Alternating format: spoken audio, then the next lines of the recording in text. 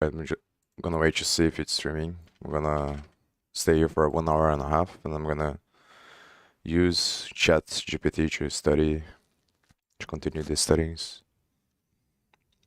Okay. I think at the end of the 1 hour and a half, I'll do the Italian thing, where I use the text-to-speech to learn Italian. So let me put some music here.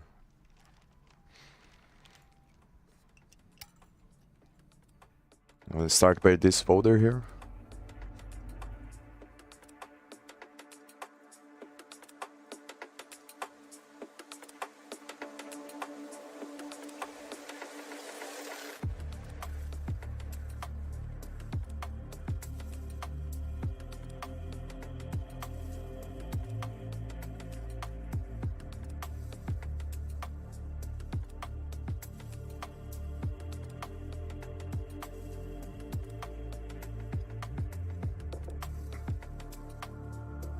Then obviously I'm gonna go through all of this, and then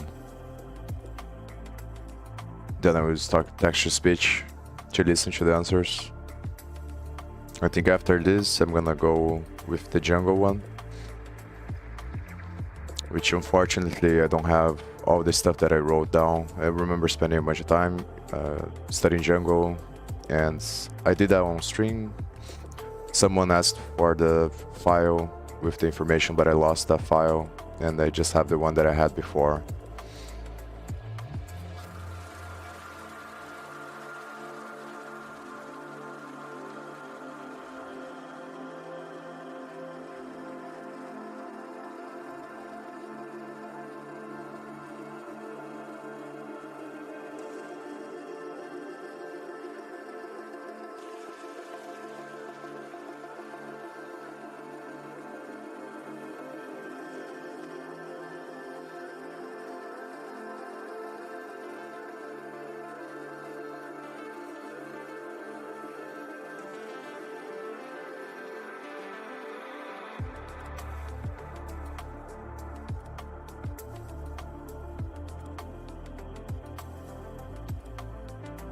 Spark, I think maybe I should ask, can you briefly explain Spark? Because I just did Spark yesterday.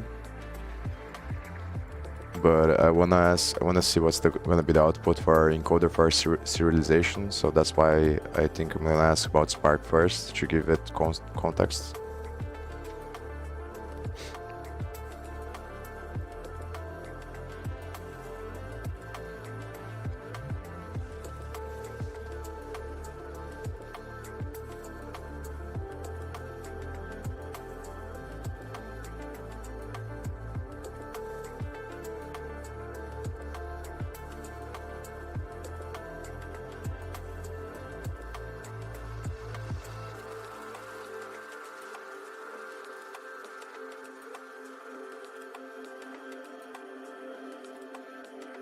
Oh, I also saw that I was watching some video, the playback of one of these videos, and I saw that someone commented something on the live stream, and I don't know how I should do this. I don't think I can do it. Maybe I should post here or somewhere.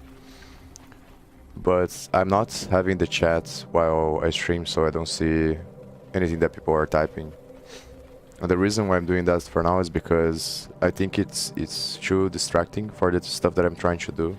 Because it's already really hard to study these things, and then when I stream, it adds a bunch of thoughts in my head. It makes me spend a lot more energy, so it becomes even exponentially harder than if I was doing on my own. So there are some benefits, obviously. So it's easier to concentrate. I don't know, it's a different type of mental state when I'm studying on stream, and when I'm studying off stream. It's also harder to be distracted when you're on stream, because obviously you're streaming. But for now I'm doing like this because I think that having the chat is gonna be too distracting if I'm doing but maybe I'll change that in the future. And it's unfortunate because I don't think I can. Maybe I'll post something on the community because I wanted to make that clear so that people don't expect that I will respond if they talk.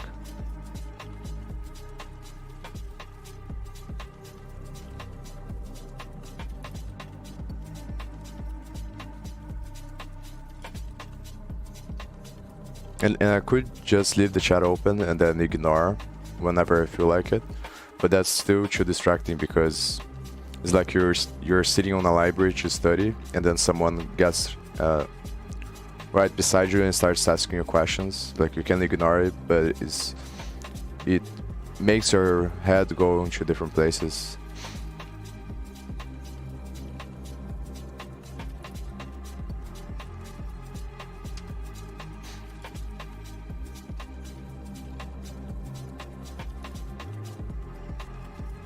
Yeah, so it's the best way to talk to me would be with Discord, through Discord,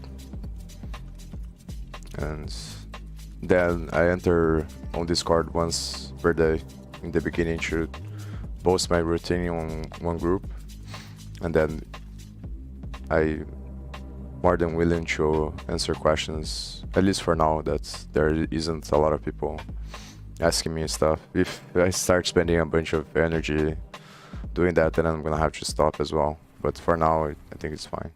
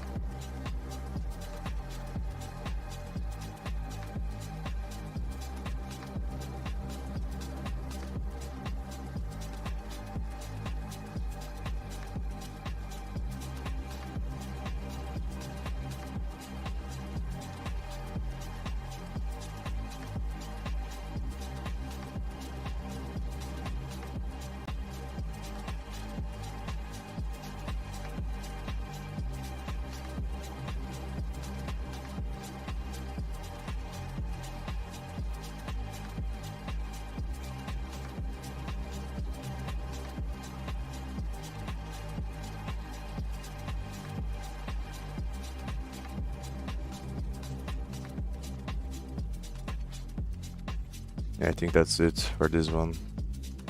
And let me put the text to speech.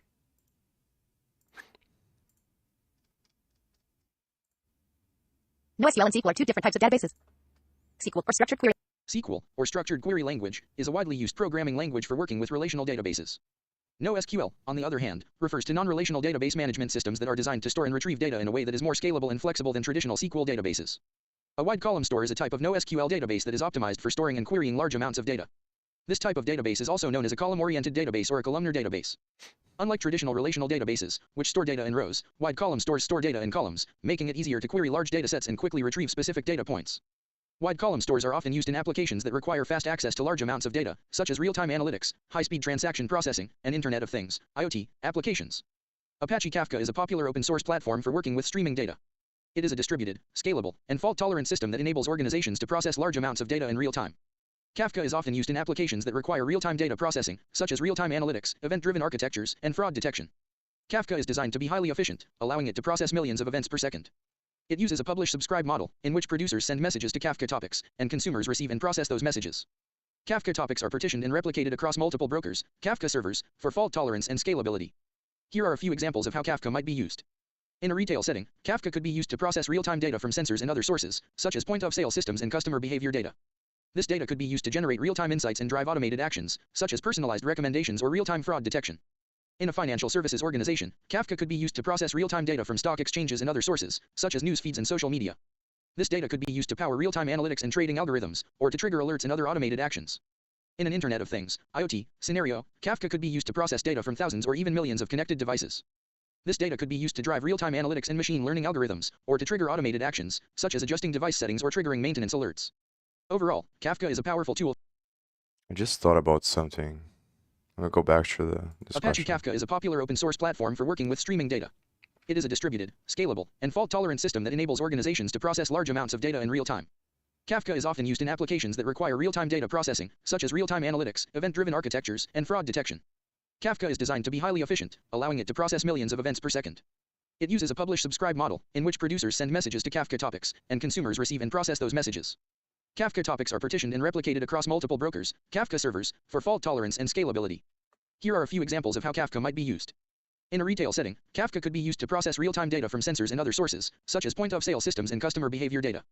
This data could be used to generate real-time insights and drive automated actions, such as personalized recommendations or real-time fraud detection. In a financial services organization, Kafka could be used to process real-time data from stock exchanges and other sources, such as news feeds and social media. This data could be used to power real-time analytics and trading algorithms, or to trigger alerts and other automated actions. In an Internet of Things, IoT, scenario, Kafka could be used to process data from thousands or even millions of connected devices. This data could be used to drive real-time analytics and machine learning algorithms, or to trigger automated actions, such as adjusting device settings or triggering maintenance alerts.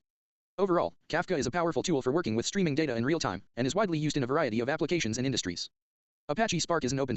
So I thought I'm probably gonna ask this question after I finish this, but I'm gonna ask if it can think about some way of connecting Kafka with the blockchain, or obviously as a layer 2 because of the speed of the transactions. But Apache Spark is an open-source distributed computing platform for working with large-scale data processing and analytics. It is designed to be fast, scalable, and flexible, and provides a rich set of libraries and APIs for a variety of programming languages.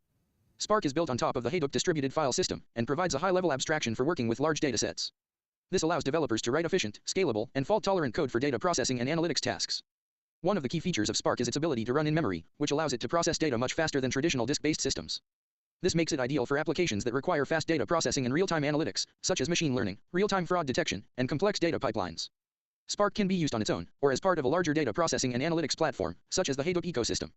It is widely used in a variety of industries, including finance, healthcare, and e-commerce. An encoder is a component of a software system that is responsible for converting data from one format to another. In the context of serialization, an encoder is a program or algorithm that converts data into a format that can be stored or transmitted, such as a binary representation or a string of characters. Encoding is an important step in the serialization process, as it allows data to be converted into a format that can be easily stored, transmitted, or shared between different systems. For example, an encoder might be used to convert a complex object or data structure into a series of bytes that can be written to a file or transmitted over a network. There are many different types of encoders that can be used for serialization, including binary encoders, text encoders, and JSON encoders. The specific encoder that is used depends on the requirements of the system and the data being serialized. For example, a binary encoder might be used for efficient storage or transmission of large amounts of data, while a text encoder might be used for human-readable data or data that needs to be easily editable. Free research preview: ChatGPT is optimized for dialogue. Our goal is to make AI systems more natural to interact with, and your feedback will help us improve our systems and make them safer.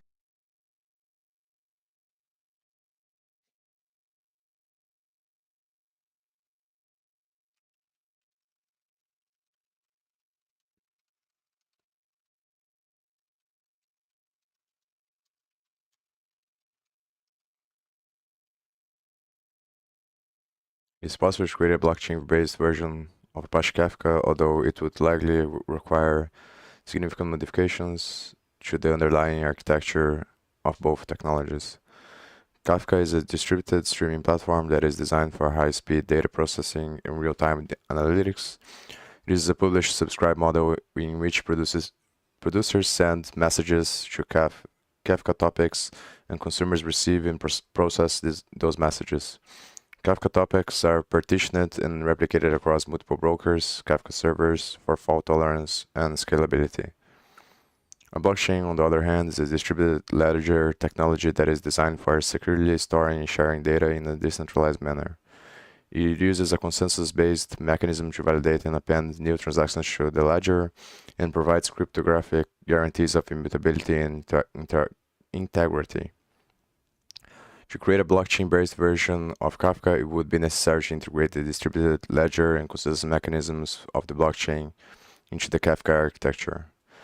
Let me read that again. To create a blockchain-based version of Kafka, it would be necessary to integrate the distributed ledger and consensus mechanisms of the blockchain into the Kafka architecture. This would likely require significant changes to the way Kafka brokers handle data, replication, and partitioning, as well as the way that producers and consumers interact with the system.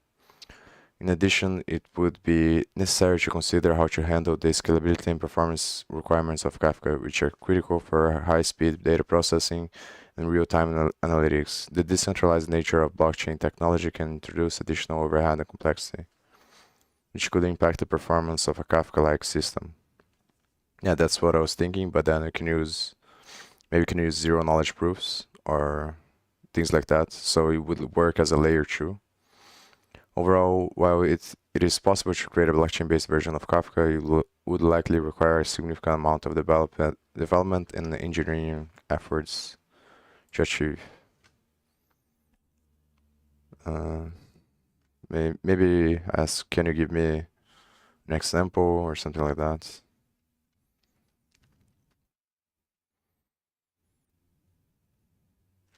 Can you show me? The problem is that it's too big, obviously, so I'm trying to ask a question that is gonna allow me to get a glimpse of some code or something of the way that it would go about doing this. I just want to try to get the logic, because I understand now that Kafka is publishers and subscribers, and then obviously the blockchain is the decentralized ledger thing. But I wanted to show me a connection between the two. An example of what a publisher and subscriber and broker would look like they were parts of a blockchain. Layer 2 maybe.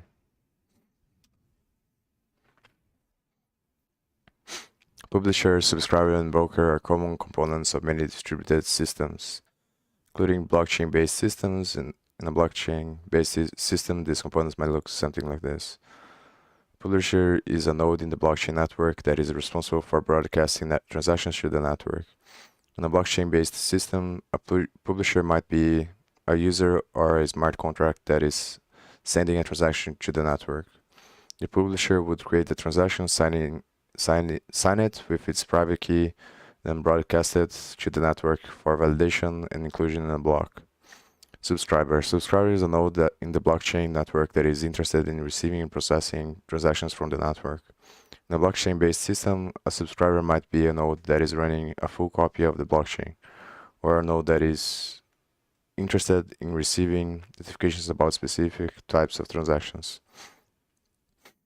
The subscriber would listen for transactions on the network, validate them according to the rules of the network.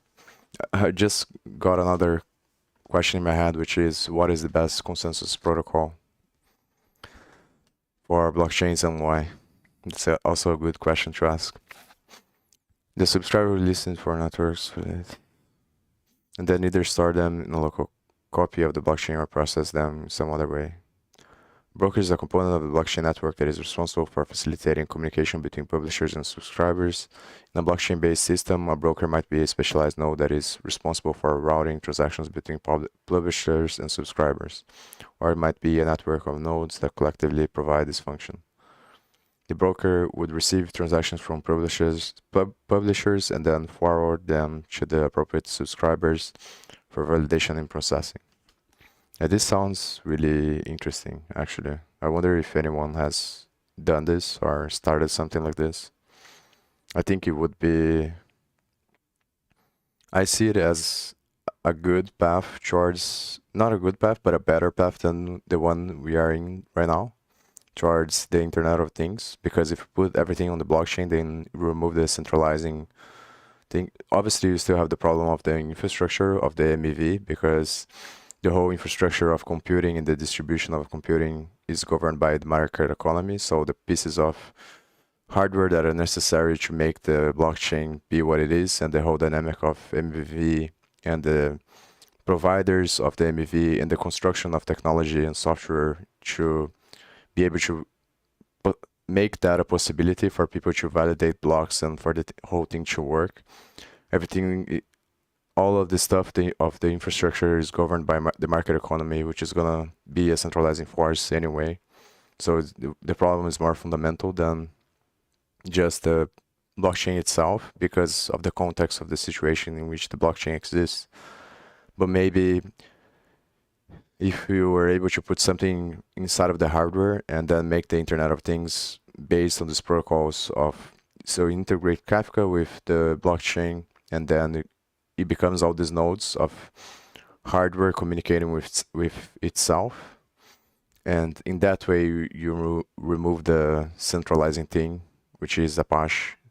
And I think Apache is from Microsoft and centralized, but I'm not really sure.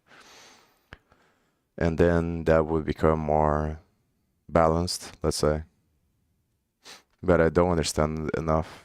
And I'm not gonna do this because it's too much work and it's not what I'm focusing on right now. But it definitely does sound like an interesting thing.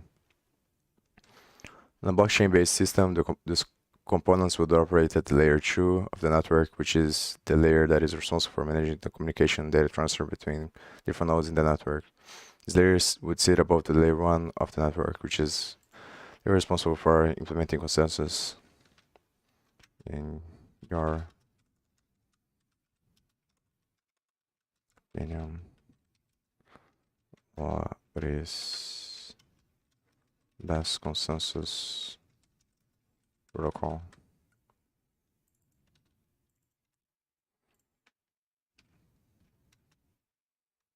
For blockchains and why? It should also be interesting to know its thoughts about MEV and the centralizing nature of MEV and this stuff that I was talking about, the infrastructure.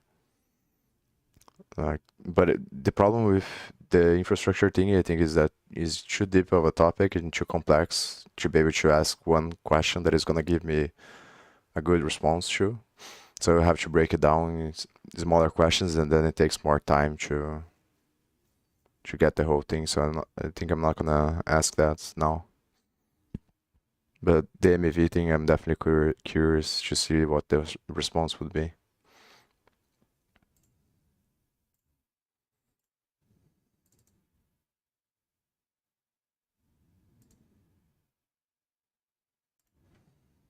And also zero knowledge proofs. I'm gonna ask zero knowledge proofs now. Maybe can you explain what a zero knowledge proof is, and then tell me to show me the code.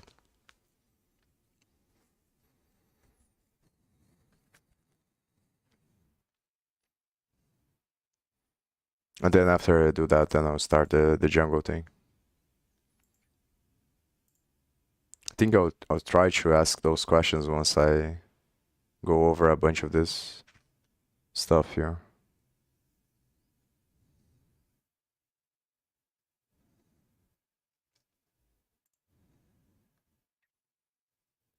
Yeah, I wonder if they said anything about when this is gonna start being paid service.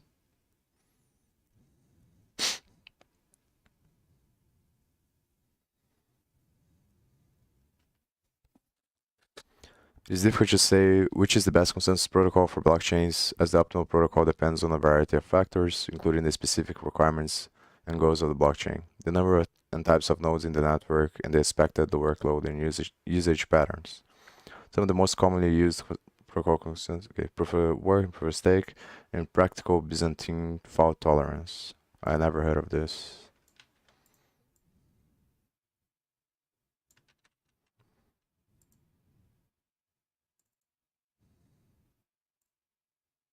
There's so much shit here. I guess I will write here.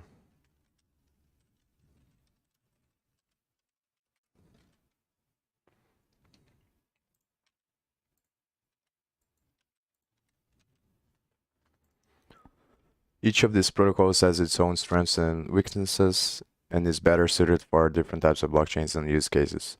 For example, proof of work is well-known and widely used consensus protocol that is used by many popular blockchain networks, including Bitcoin and Ethereum. It is based on the mining. Obviously, this is information from 2021. It is based on a mining process in which node competes compete to solve cryptographic puzzles in order to validate transactions and earn rewards. This protocol is highly secure and decentralized, but can be expensive and resource intensive. Proof of stake, on the other hand, is a newer consensus protocol that is designed to be more scalable and energy efficient than proof of work.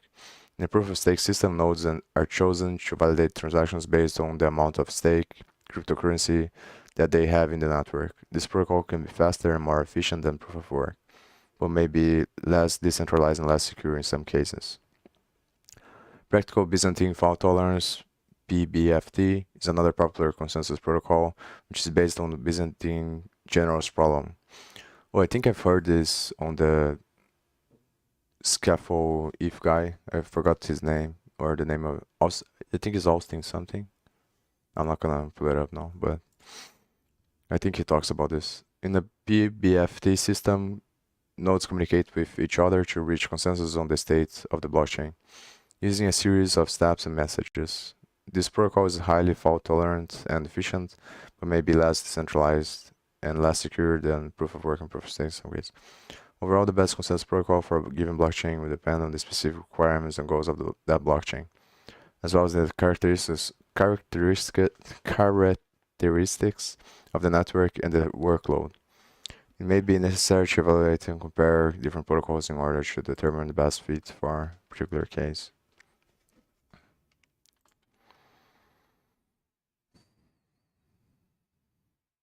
Yeah, I'm not gonna ask questions about MEV because it's a broad topic, and then I'm gonna have to break down the questions, and it's gonna take too much time. But I'm gonna ask about zero knowledge proof.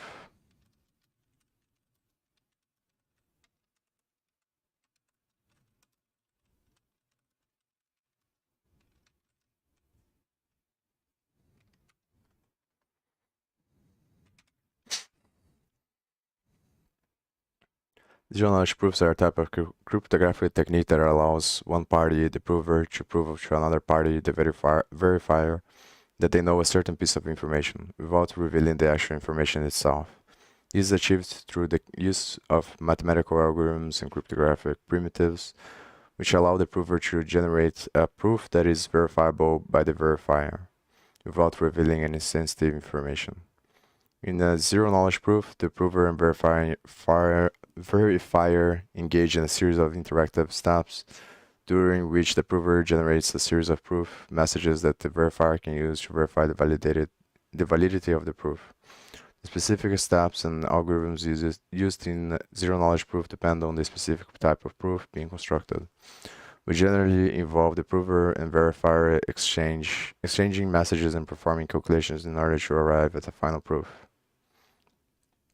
Zero-knowledge proofs have a number of useful applications in cryptography and computer science, including authentication, privacy-preserving protocols, and secure multi-party computation. They are a key component of many modern cryptographic systems and are widely used in a variety of applications and contexts. Can you show me an example of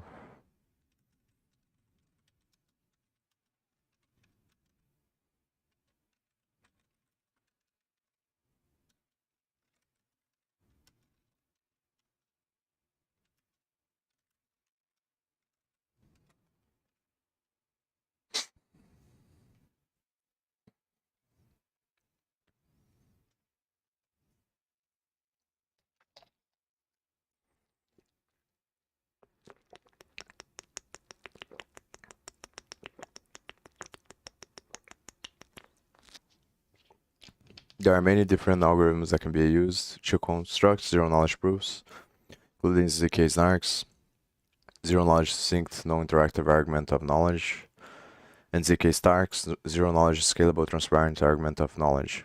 These algorithms are complex and technical and require solid understanding of cryptographic and mathematical concepts to understand and implement. Here is a brief example of how a ZK snark proof might be constructed. The prover and verifier agree on a common set of parameters which define the specific properties and requirements of the proof.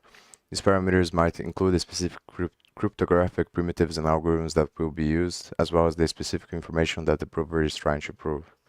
The prover generates a proof message which consists of a series of mathematical calculations and cryptographic operations. This proof message is designed to be verifiable by the verifier without revealing any sensitive information. The verifier receives the proof message and performs a series of checks and calculations to verify the validity of the proof. This might include verifying the correctness of the mathematical operations and cryptographic primitives used in the proof, as well as checking that the proof satisfies the requirements and constraints specified in the parameters. If the verifier is satisfied that the proof is valid, it sends a response message to the prover indicating that the proof has been accepted. The prover can then use this response to demonstrate to other parties that it has successfully proved the specified information to the verifier. This is just a brief overview of how a zk-SNARK proof might be constructed. In practice, the specific steps and algorithms used in zero-knowledge proof will depend on specific requirements and goals of the proof, as well as underlying cryptographic primitives. Show me an example of the zk-SNARK.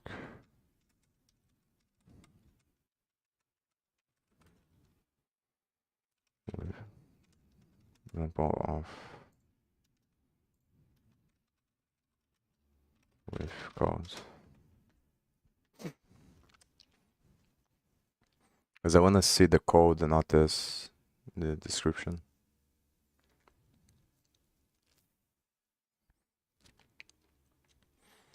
I think these responses are very good, but they are not. There are some videos that are a lot better to understand than reading this stuff here. It's definitely, obviously, really good.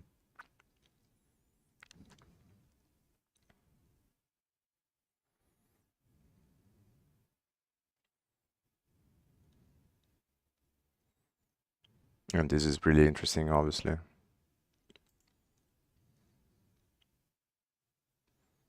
I'm gonna save this here.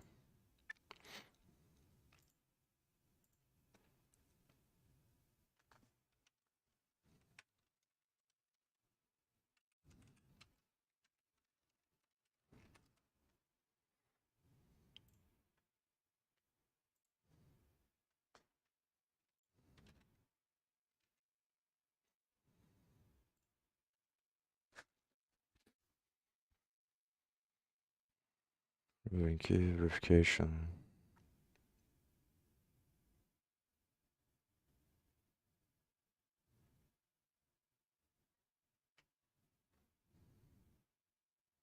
Yeah, maybe this is wrong. I don't understand why it has this here. But it probably comes from this because it's important and everything. So it definitely is important using this zk-SNARK.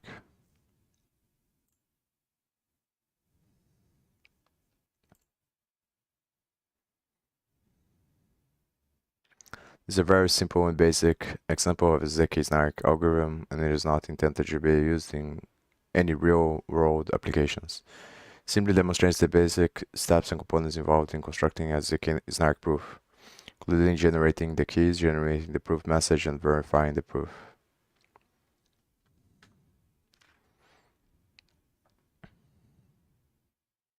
I think that's I can just use this later if I want to study. Just go into download this library and then go into the source code. So I think this is enough for this. Maybe I have some other question. What do you think? Yeah, I think this is enough. I'm gonna move on to the other stuff here.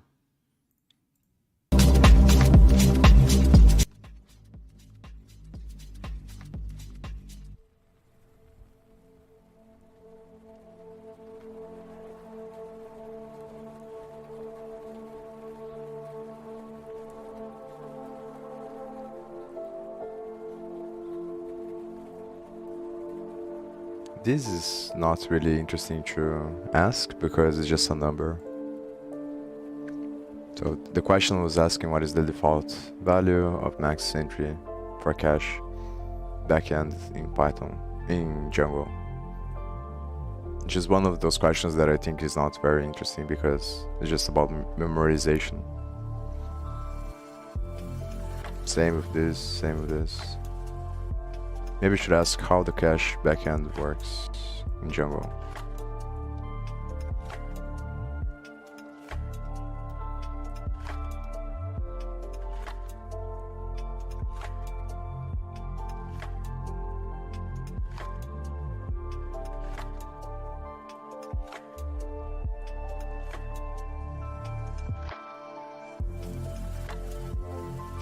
And then this should be interesting as well.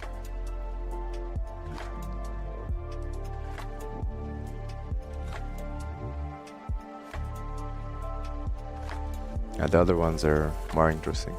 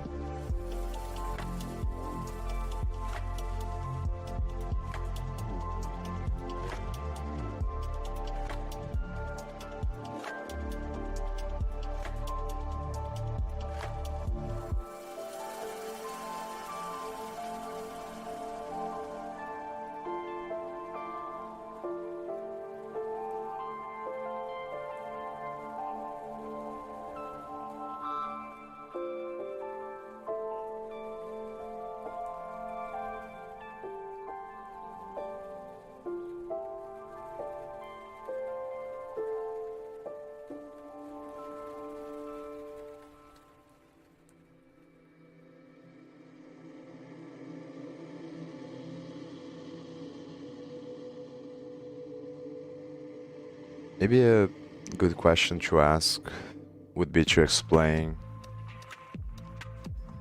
because the thing is that I'm not sure if it's gonna be good to ask questions about software design, about how everything is connected, because it's probably gonna give me a generic answer, but I think it's worth trying. So, but it's difficult to think about the way to ask this question. Because I want to know if it can give me the connection between all the main files of Django and how how do they all are connected and how do they work. I obviously know a little bit, but it would be interesting to see the output.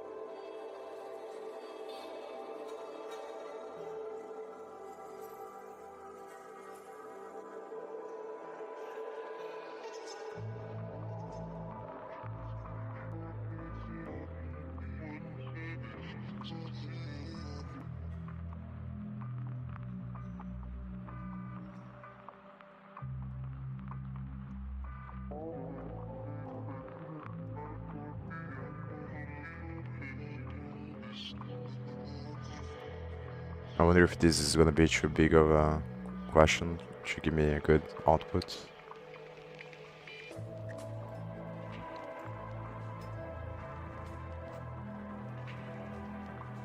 I think if machines don't become conscious and we survive, I think this is gonna be the paradigm of the future, where it's more about trying to come up with good questions. Because the way that I look at it, everything is a symmetry, so questions are answers. Because it's symmetrical. The moment you have a question, you're gonna have an answer. So it's not so much, and then answers solve the current paradigm, and questions have the potential to create new paradigms. Because the questions and answers come from the interaction of polarization of the electromagnetic field, which creates and destroys the present moment. It makes the configuration of matter in the present moment, the geometrical structure of space-time. And so the moment you have new questions, it creates new paradigms that bring different answers.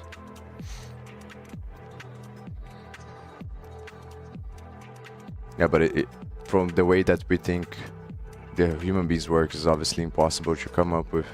Maybe not impossible, but yeah, I can think about a way to come up with the answer before the question. That's just how we think. Because of the connection of past and future in our minds. The way that the abstraction of our logic works.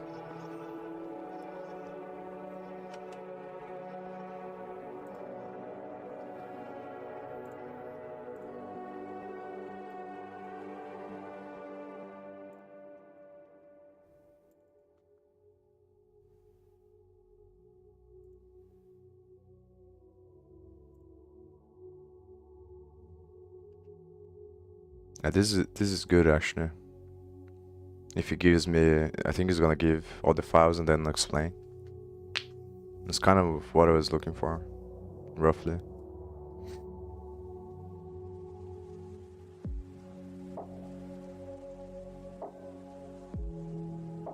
I wonder if it's gonna explain the model view controller thing. Maybe I should ask before running the text-to-speech.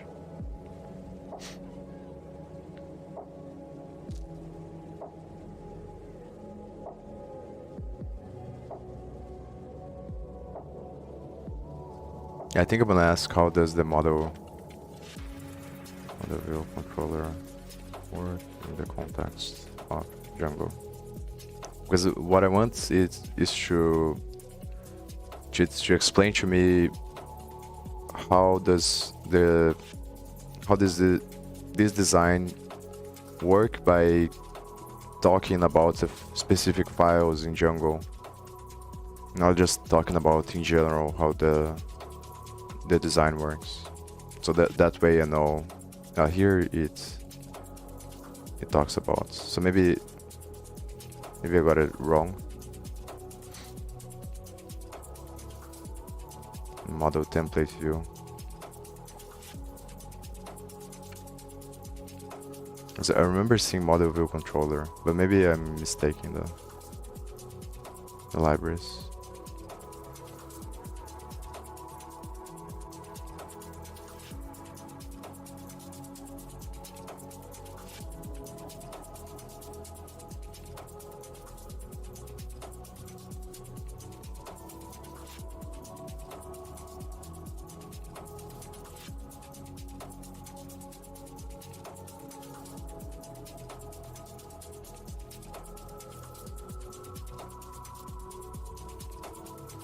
Yeah, but nice. I'm glad I asked this because it's gonna help me understand. I don't think I'm gonna ask more questions. So I'm just gonna turn on the text-to-speech. In Django.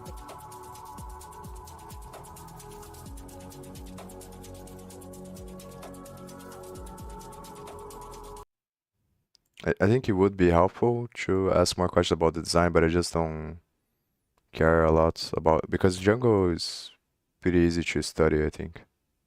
There's a lot of information out there and it's a very known problem, so think I'd rather go faster through all of them. In Django, the cache backend is the component that handles the storage and retrieval of cached data. It acts as a middleware between the application and the caching system, allowing the application to store and retrieve data from the cache without worrying about the specifics of how the cache is implemented. The default caching mechanism in Django is the local memory cache. This cache stores cached data in the memory of the Django server process. It is fast and efficient, but it has the disadvantage that cached data is not persistent and will be lost if the server is restarted. In the context of caching, culling refers to the process of removing stale or unnecessary data from the cache in order to free up space and improve the cache's performance.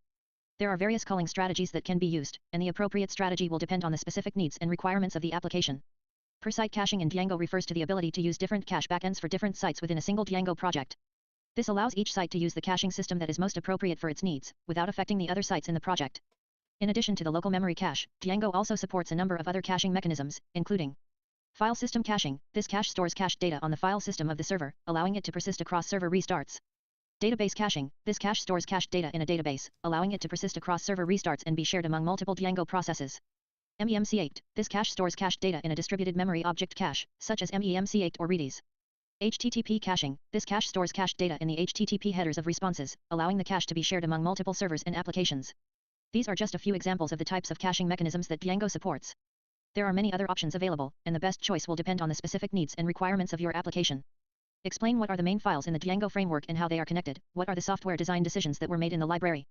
The main files in the Django framework include manage.py. This is the command line utility that allows you to interact with the Django project, such as running the development server or performing database migrations. Settings.py. This file contains the configuration settings for the Django project, such as the database settings and the installed apps.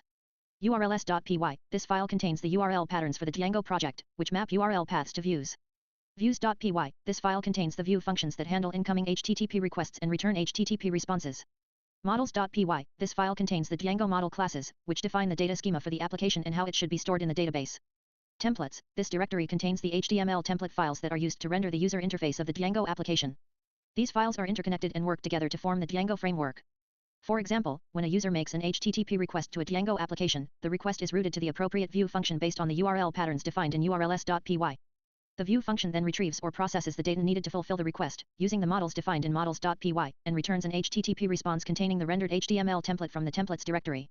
In terms of software design decisions, Django follows the model template view, MTV, architectural pattern, where the model defines the data schema, the template defines the user interface, and the view defines the logic for handling requests and return. Let me go back to this. You should slow down here. In terms of software design decisions, Django follows the model template view, MTV, architectural pattern, where the model defines the data schema, the template defines the user interface, and the view defines the logic for handling The template defines the user interface. Yeah, that makes sense. And the model defines this data schema, makes sense as well. Because you create a class, and then the class becomes the SQL database. Or Postgres SQL, or whatever database you're using. And the view defines the logic for handling requests and returning responses. This separation of concerns allows for modular and reusable code, and makes it easier to maintain and extend the application. This separation of concerns allows for modular and reusable code, and makes it easier to maintain and extend the application. Django also uses a hierarchical URL routing system and a declarative approach to defining database schema, among other design choices.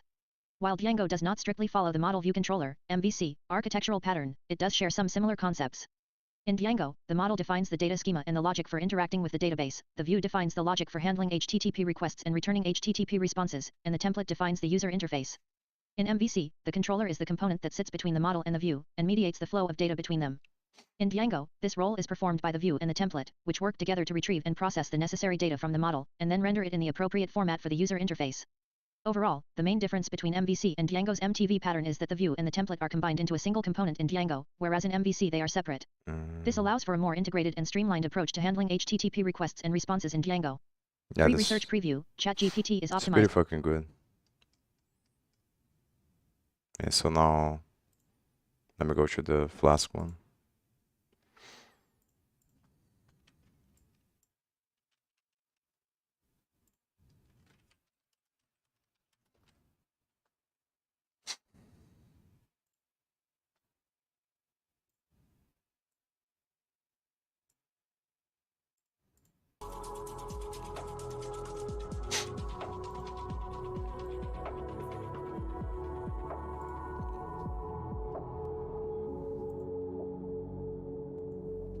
Yes, probably we'll have time to start another one.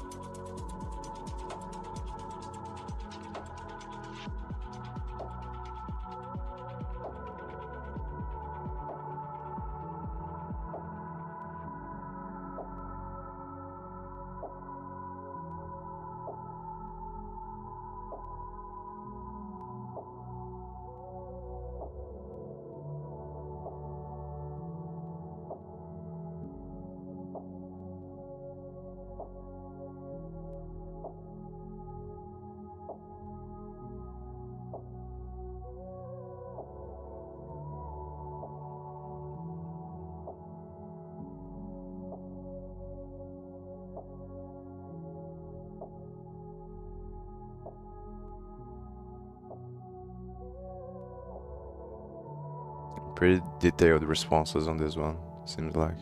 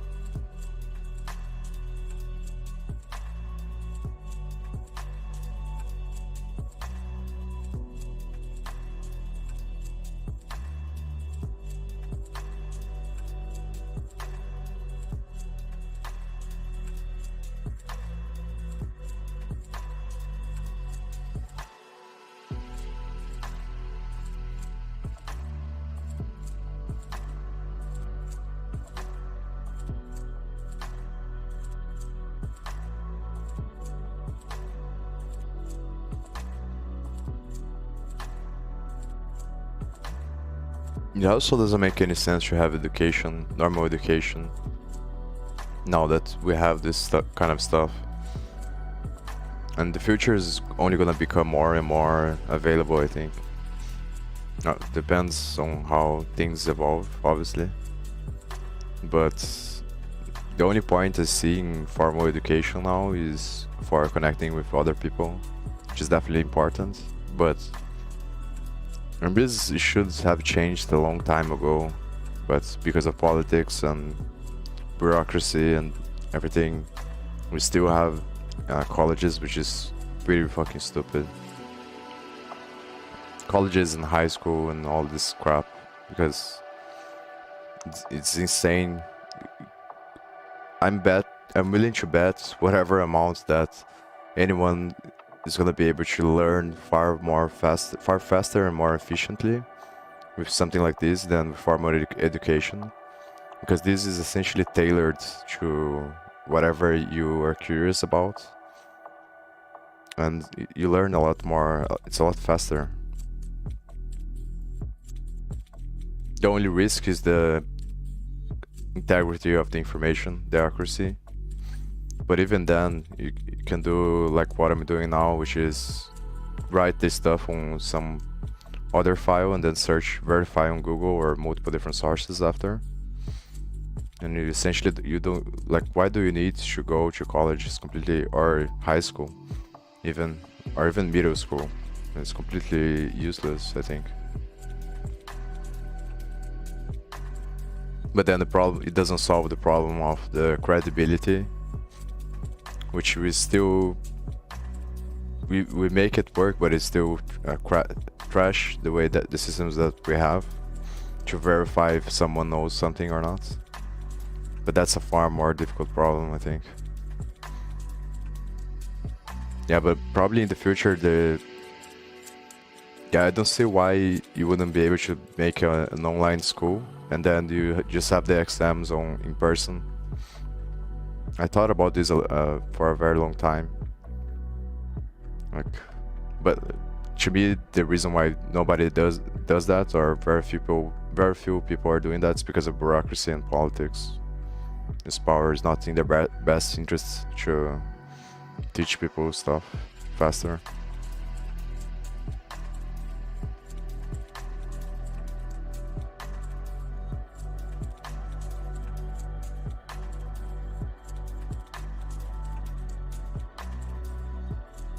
It looks like it broke here. Don't know why. If it takes too much time, then I'm just gonna start the text-to-speech and then reset the thread and go again.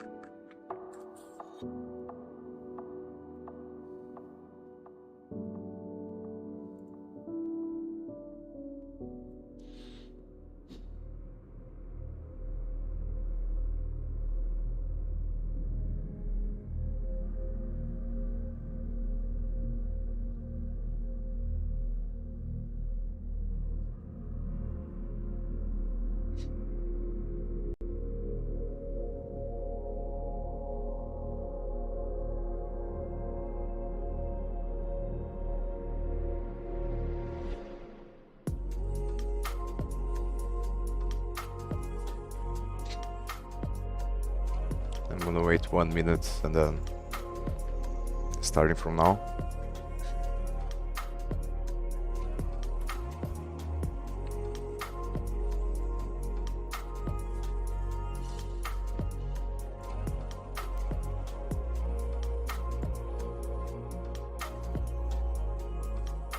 I think it glitched or something.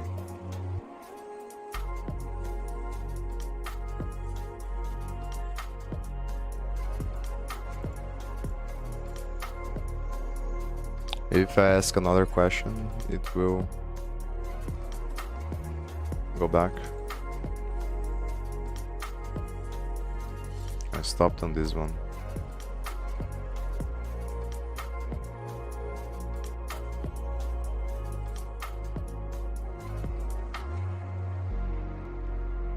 Okay, so I'm just gonna try to ask it again and see what happens. Oh, it doesn't even allow me. So I'm just gonna start the text-to-speech.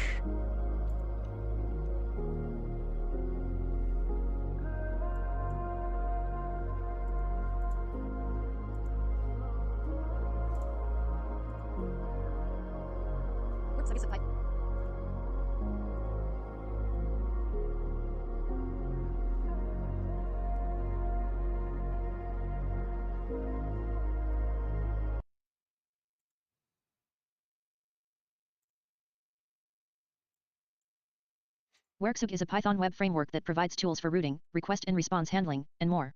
It is not a server, but it can be used as part of a web server to handle requests and responses. Worksug includes a built-in web server for development and testing purposes, which supports the ability to run an application in debugging mode. This allows developers to see detailed error messages and debug their code more easily. In Flask, the default route for handling requests is the root URL, /, but this can be changed by specifying a different route in the @app_route decorator. For example, the following code defines a route for the URL /hello. @app_route, /hello, def hello, return hello, world. When a client, such as a web browser, makes a request to this URL, the hello function will be called and the string hello, world, will be returned as the response. Caching in Flask, simple, file memch cache by itself. Memch is default in Flask caching, supports database cache. Flask provides a simple way to add caching to an application. By default, Flask will cache responses in memory, but it can also be configured to use other caching methods, such as file or memch caching. To enable caching in Flask, you can use the @cache.cached decorator on a root function. This will cache the response generated by the function and return it for subsequent requests without calling the function again. For example, @app_route, /hello, @cat. In this example, the hello function will be called the first time a request is made to the /hello URL. The response will be cached, and subsequent requests to the same URL will receive the cached response without calling the hello function again. By default, Flask uses a simple in-memory cache for caching responses. However, it also supports other caching methods, such as file-based caching or memch. To use a different caching method, you can set the cache type configuration variable in your Flask app. For example, to use file-based caching, app equals Flask, name, app config cache type equals file system cache equals cache, app. Flask does not support caching to a database out of the box, but it can be implemented using a custom cache class. This would require implementing the cache interface provided by Flask, which includes methods for storing and retrieving cached values. memch is not the default caching method in Flask, but it can be used by setting the cache type configuration variable to memch and providing the appropriate memch server details. For example, app equals Flask, name, app config cache type equals memch app config cache memk servers equals 127.0.0.1. In this example, Flask will use the memch server running on localhost at port 11211 for caching. To modify the response headers in Flask, you can use the @afterThisRequest decorator.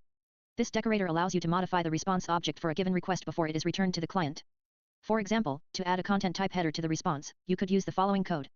@app_route, /hello, def hello. In this example, the hello function returns a simple string as the response to a request to the /hello URL.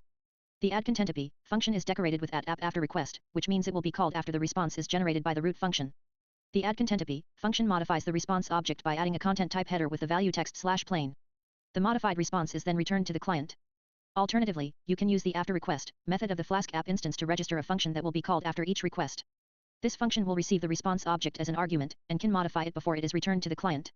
For example, app equals Flask, name, @app_route, /hello, def hello, return hello, world, app after request, add_contentp, def add_contentp, response.headers content type equals text/plain return response. In this example, the add_contentp function is registered with the Flask app using the app after request method. This means that the function will be called after each request, and will receive the response object as an argument. The function can then modify the response and return it to the client. The @beforeRequest decorator can also be used to modify the request object before it is passed to a root function. This allows you to add or modify request headers. For example, the decorated function will be called before the root function, and can modify the request object before it is passed to the root function. For example, I think I'm gonna ask this again.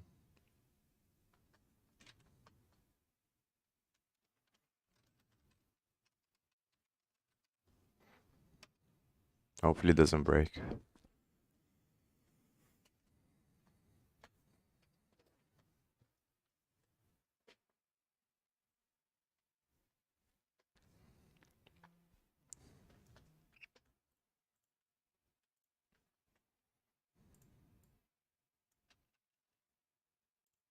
I'll be right back.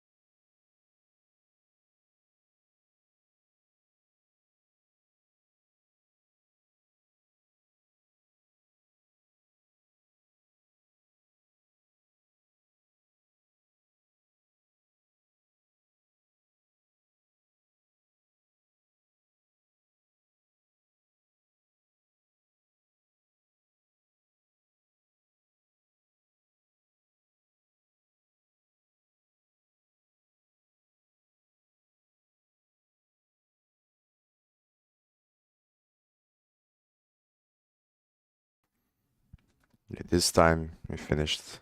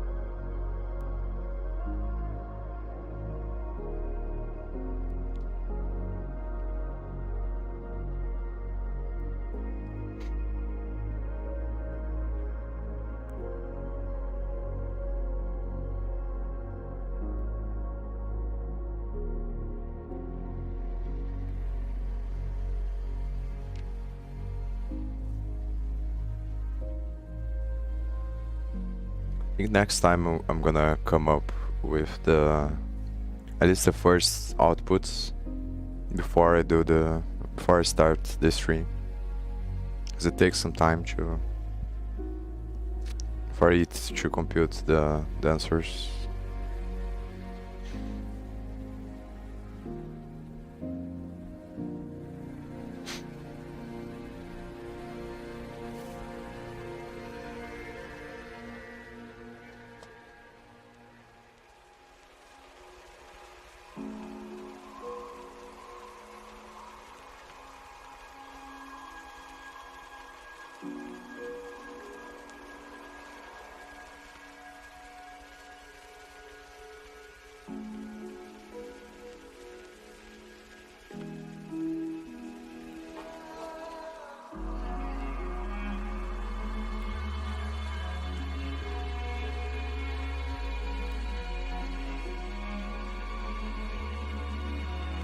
Or maybe I should join their Discord and ask if they know when they're gonna start charging for it and how much do they think it's gonna cost.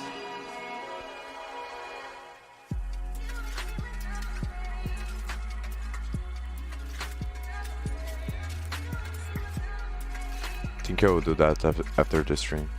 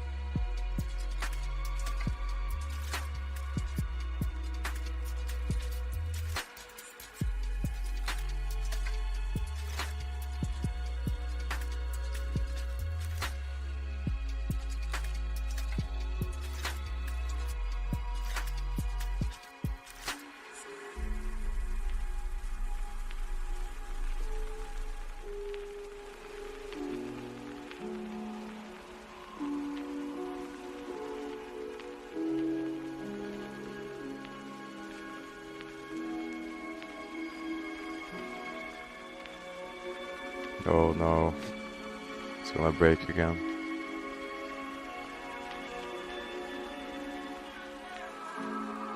I think this happens whenever the answer is too big and then it stops on the code output.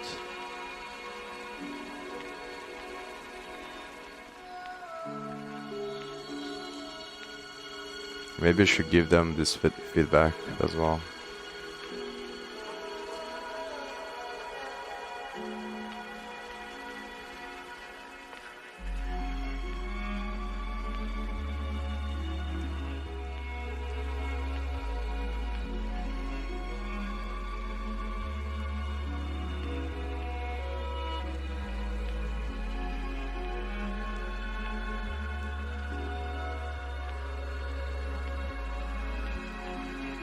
Yeah, I think it's gonna stay on this thing.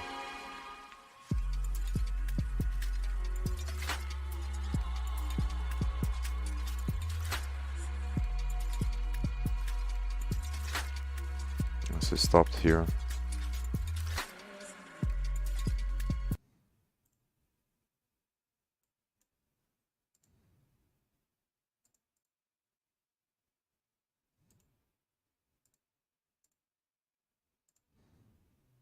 How to modify response header, add after this request, add before request. How to modify response header, add after this request, add before request, add app root, after request, in Flask. In Flask, the add app root decorator is used to bind a specific URL path to a function. This function is then executed whenever a client accesses that URL path. For example, add app root, /hello, def hello, return hello, world. In this example, the hello function will be executed whenever a client accesses the /hello URL path. The add before request and add after request decorators can be used to specify functions that should be executed before or after a request, respectively. For example, add app before request def before request, hashtag do something before each request, add app after request def after request, response hashtag do something after each request, return response. The before request function will be executed before each request, and the after request function will be executed after each request. The after request function must return the response object that will be sent back to the client. The after this request function can be used to register a function to be executed after the current request. This function is similar to the after request decorator, but it only applies to the current request. For example, from Flask import after this request add app root, /hello, def hello, add after this request def after request, response hashtag do something after this request, return response, return hello, world. In this example, the after request function will be executed only after the hello function is executed. To modify the response header in Flask, you can use the response.headers dictionary. For example, add app root, /hello, def hello, response equals hello, world, response.headers content type equals text/plain, return response. In this example, the content type of the response is set to text/plain. You can set other headers in the same way. I hope this helps. Let me know if you have any other questions. In Flask, the instancer-related-config parameter is a Boolean value that determines whether the application should look for configuration files in the instance folder. The instance folder is a local folder located next to the Flask application package. It can be used to store local configuration files, such as configuration files containing sensitive information, e.g. database passwords, that should not be stored in the main application package. If instancer-related-config is set to true, Flask will look for configuration files in the instance folder, using the relative path to the instance folder as the base path. If instancer-related-config is set to false, Flask will not look for configuration files in the instance folder. For example, if your Flask application is located in the myapp package, and the instance folder is named instance, the default location of the configuration file would be myapp/instance/config.py if instancer-related-config is set to true. The app-config.from object, config.config, statement is used to load configuration options from a Python object. In this case, the config.config object is used as the source of configuration options. This object can be defined in a separate config.py file and stored in the instance folder, if instancer-related-config is set to true, or in the main application package. For example, the config.py file could contain the following. Class config, debug equals false secret equals me secret. In this case, the debug and secret configuration options will be loaded from the config.config object and added to the Flask application configuration. You can then access these configuration options in your Flask application using the app config dictionary, like this. If app config debug, hashtag do something in debug mode. I hope this helps. Let me know if you have any other questions. In Flask, an invalid namespace error typically occurs when you try to access a variable or function that is not defined in the current namespace. In other words, you are trying to access a variable or function that is not visible in the current scope. There are several different types of namespaces in Python, and the specific cause of the invalid namespace error can vary depending on which type of namespace you are trying to access. The four main types of namespaces in Python are global. Global namespaces contain variables and functions that are defined at the top level of a module, i.e. outside of any function or class definition. These namespaces are visible to all parts of the module, and can be accessed by importing the module. Public namespaces contain variables and functions that are defined inside a class, but outside of any method. These namespaces are visible to all methods within the class, and can be accessed using the dot notation, e.g. object.variable. Built-in namespaces contain special built-in functions and variables that are provided by Python itself. These namespaces are always available and do not need to be imported. Examples of built-in namespaces include len, range, and str. Local namespaces contain variables and functions that are defined inside a function or method. These namespaces are only visible within the function or method, and cannot be accessed outside of it. If you are seeing an invalid namespace error, it is likely that you are trying to access a variable or function that is not defined in the current namespace. For example, if you are trying to access a global variable from inside a function, you will need to use the global keyword to make the variable visible in the local namespace. Similarly, if you are trying to access a public variable from inside a method, you will need to use the dot notation to access it. Here is an example. Yeah, I don't think I need to ask this question again. It's just pretty easy to understand, I think. So I'm just gonna do this. Reset the thing.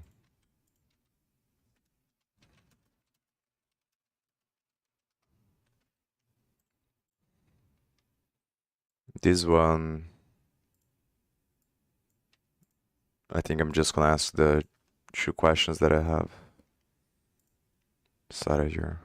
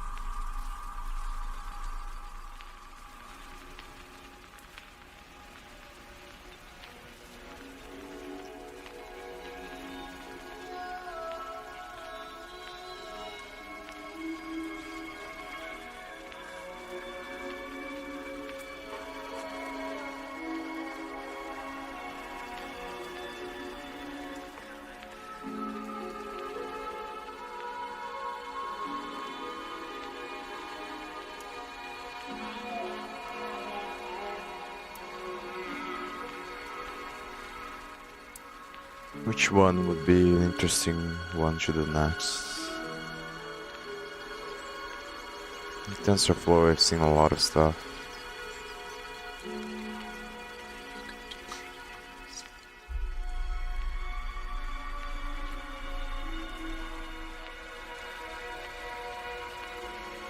And maybe I'll do this one next, software developing fundamentals. Oh, maybe this list to learn here.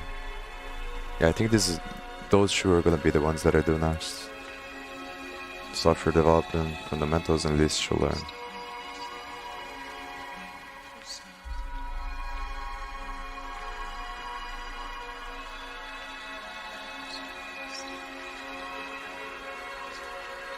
And this one also seems interesting. Or maybe I'll start with this one next time, because I think this one has to be the first one that I do in the day, because it's gonna require more focus to understand everything, to pay attention, and then the other ones are easier. But maybe the list to learn is better. I'll try to do this one. Only concern is that I extend myself too much every time I stream, because that's gonna make me decrease the consistency.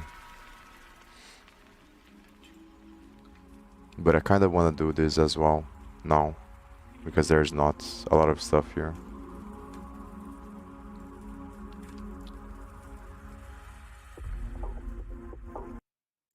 But the time is running out. Pass specific user input using request instance, request.args, request.query, request.get, request.args.get in the context of Flask. In the context of Flask, the request instance is an instance of the flask.request.request class and represents a HTTP request made to a Flask app. It contains all of the information about the request, including the URL, query string, headers, and the body of the request. Request.args is a dictionary that contains the values of the URL query string. For example, if the URL is http://www.example.com/my-app?name=Jane age=24, then request.args would be name, Jane, age, 24. Request.query is a string containing the entire query string of the URL. In the example above, request.query would be name=Jane and age=24. Request.get is a method that can be used to retrieve the value of a specific query string parameter from request.args. For example, request.get, name, would return Jane in the example above. Request.args.get is a method that is similar to request.get, but it retrieves the value of a query string parameter directly from request.args, rather than from the request instance. For example, request.args.get, name, would also return Jane in the example above. Django 2 in the context of Flask has optional ahead of time. Django 2 is a template engine for Python that is often used with the Flask web framework. It allows developers to write templates for their web applications in a way that is easy to read and maintain.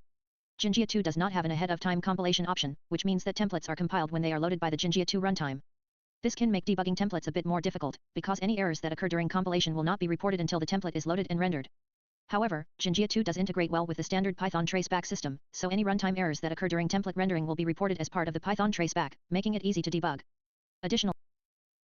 Wait, I thought that it had at least the tests. I think it passed. Because here is saying that it.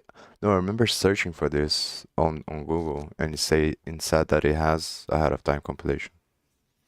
Yeah, that's what I did.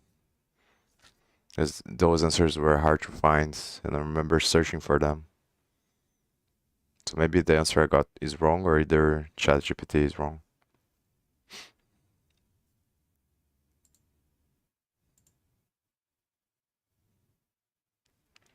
Does not have a ahead of time compilation option. Additionally, the Flask web framework provides useful debugging tools that can help with debugging Django 2 templates, such as the ability to automatically reload templates whenever they are changed. To secure a SQL statement in Flask from SQL injection, you can use parameterized queries.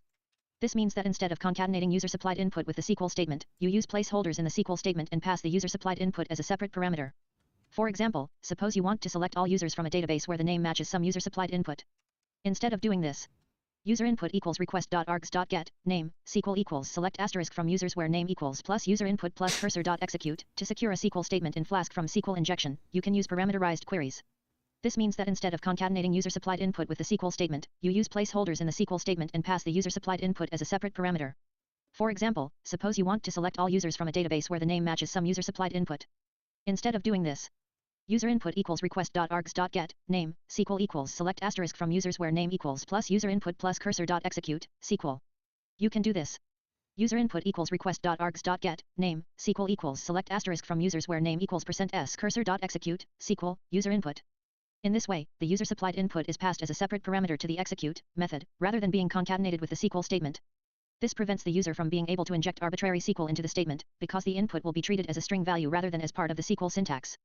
It's important to note that this approach only works if you are using a database library that supports parameterized queries, such as the Psychopage2 library for PostgreSQL or the MySQLDB library for MySQL. You should also always use the execute method to execute your SQL statements, rather than concatenating the SQL statement and the user input and calling the execute method with the concatenated string. This will help ensure that your SQL statements are always properly parameterized and protected against SQL injection. Free research. Pretty good.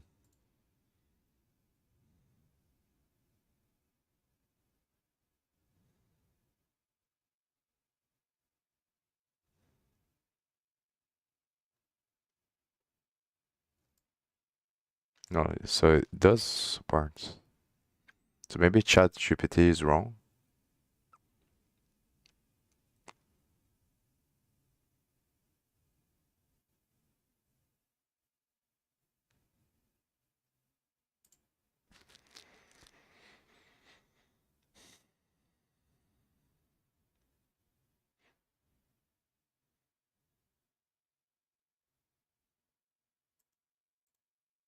Fuck you.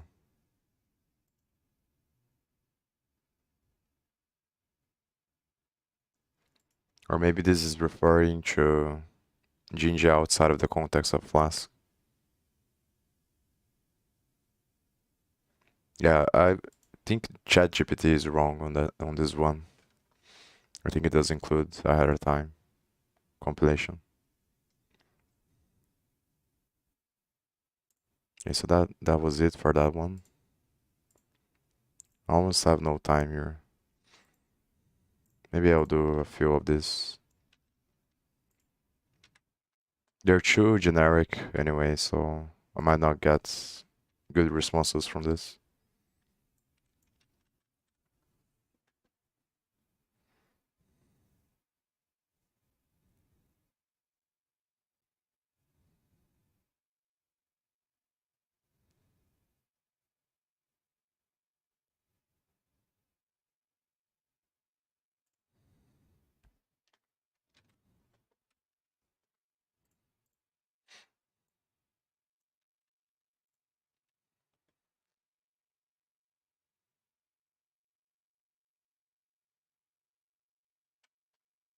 And the responses are small, so maybe I'll do this until the end before I stop streaming today.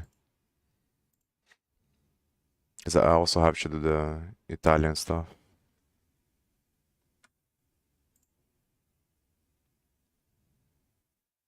Yeah, I think I'll do this one and then I'll do the Italian thing. Seems to be going very fast.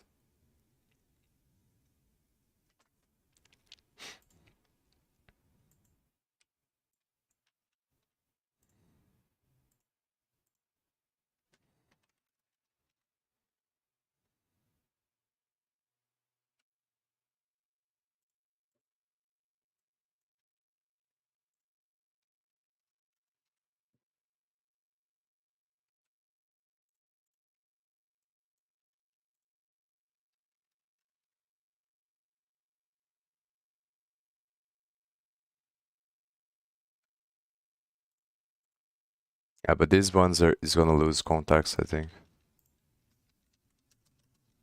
So the answers won't be very good.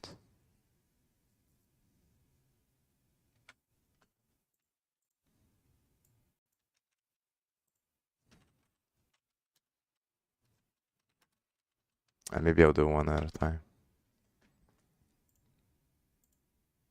Yeah, and these ones I already know. Binary search and bubble sort. Bubble sort I forgot, but I'm pretty sure I've studied that. So if I see it, I will remember. But binary search I definitely remember.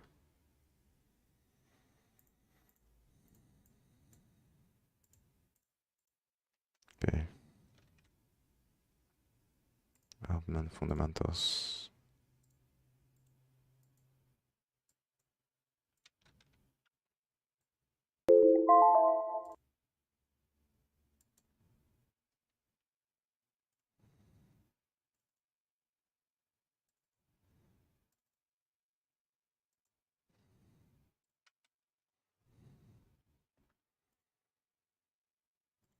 I think I'll ask to show an example.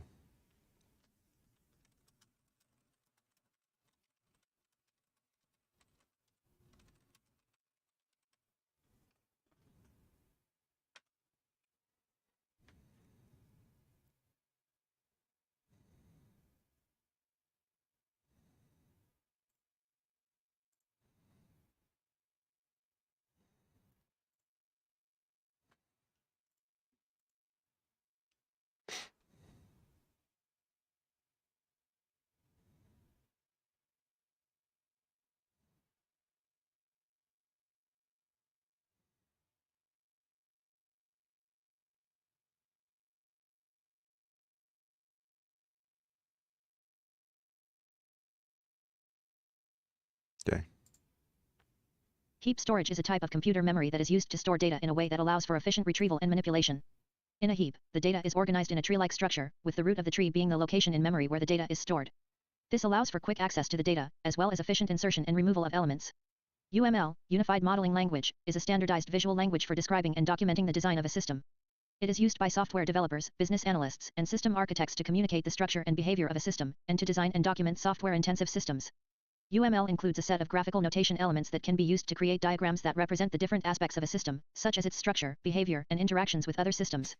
UML diagrams can help to clarify complex systems and make them easier to understand and manage. This strategy is called unit testing. In unit testing, individual units or components of a system are tested independently to ensure that they are working correctly. Each unit is tested in isolation from the rest of the system, which allows for more focused and efficient testing. This type of testing is typically performed by the developers of the system, and it is an important part of the software development process. By testing each unit independently, developers can catch and fix errors early on, which can save time and resources in the long run. There are several strategies that you can use to ensure that a new system works with an old system that has limited RAM and disk space. Some possible approaches include: use a version of the new system that is designed to be compatible with the old system. This may involve using a different operating system or programming language, or using a specialized version of the new system that is optimized for use on the old system. Upgrade the old system to increase its RAM and disk space.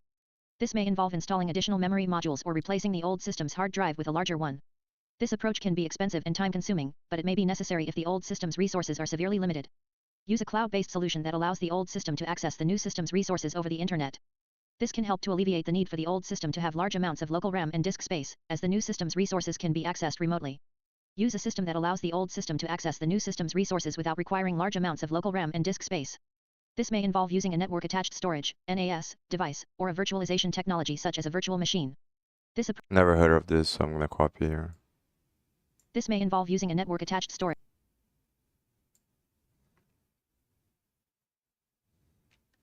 This may involve using a network-attached storage (NAS) device, or a virtualization technology such as a virtual machine. This approach can be more complex, but it can help to make the most of the old system's limited resources. Ultimately, the best approach will depend on the specific circumstances and requirements of your situation. It may be necessary to use a combination of these strategies to ensure that the new system works with the old one in an effective and efficient manner. Alpha testing is a type of software testing that is typically performed by internal employees or stakeholders of the organization that developed the software. The purpose of alpha testing is to identify and fix any major issues with the software before it is released to the general public. Alpha testing is typically performed at the development site, and it is typically the last step in the software development process before the software is released for beta testing. Diagramming is the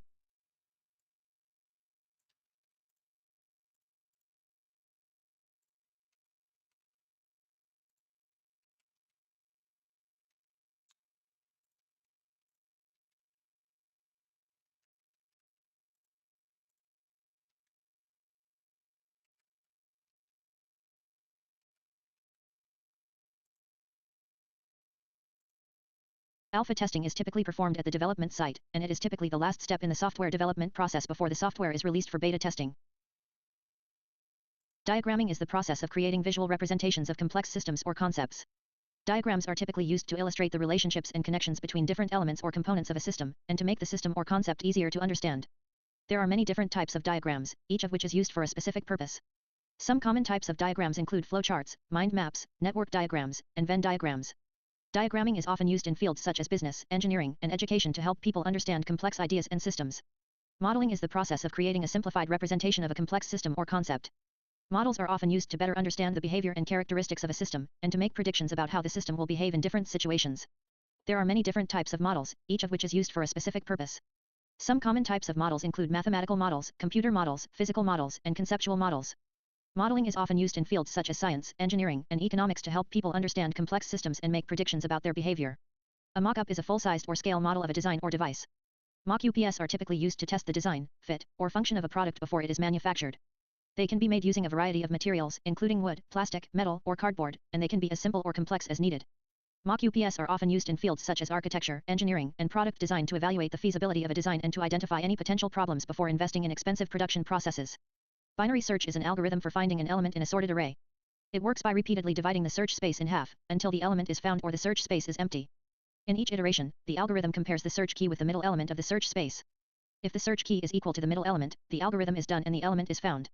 If the search key is less than the middle element, the algorithm searches the left half of the search space. If the search key is greater than the middle element, the algorithm searches the right half of the search space. This process continues until the element is found or the search space is empty. Bubble sort is a simple sorting algorithm that repeatedly compares adjacent elements and swaps them if they are in the wrong order. It works by starting at the beginning of the array and comparing the first two elements. If the first element is greater than the second element, they are swapped.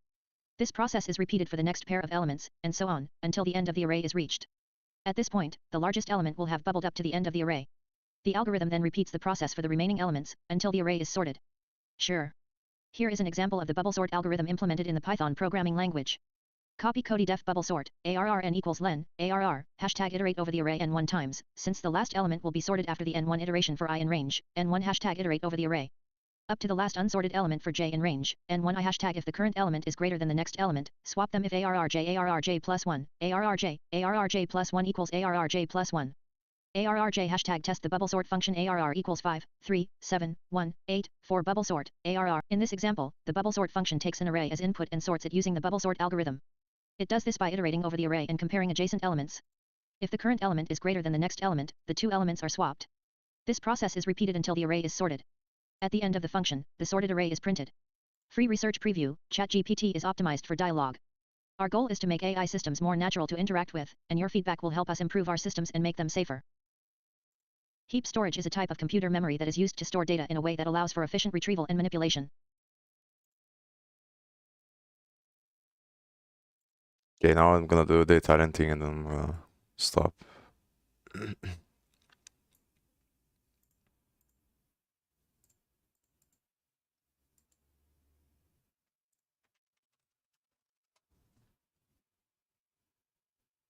Fa, Fa, does, fisso, fisso, set, unchanging, 3, 3, 3, desiderare, desiderare, desire, aria, aria, air, bene, bene, well, anche, anche, also, giocare, giocare, play, piccolo, piccolo, small, fine, fine, end, mettere, mettere, put, casa, casa, home, leggere, leggere, read, mano, mano, hand, portare, portare, carry, grande, grande, large, compitare, compitare, spell, words, aggiungere, aggiungere, add, anche, anche, even, also, terra, terra, land, qui, qui, here, devo, devo, I must, grande, grande, big, alto, alto, high, tall, tale, tale, such, seguire, seguire, follow, atto, atto, enact, perché, perché, why, chiedere, chiedere, ask, maschi, maschi, men, cambiamento, cambiamento, a change, è andato, è andato, he, she went, luce, luce, light, tipo, tipo, kind, of thing, spento, spento, turned off, bisogno, bisogno, need, casa, casa, house, immagine, immagine, image, provare, provare, try, noi, noi, us, di nuovo, di nuovo, again, animale, animale, animal, punto, punto, point, madre, madre, mother, mondo, mondo, world, vicino, vicino, near, costruire, costruire, build, se stesso, se stesso, himself, terra, terra, earth, padre, padre.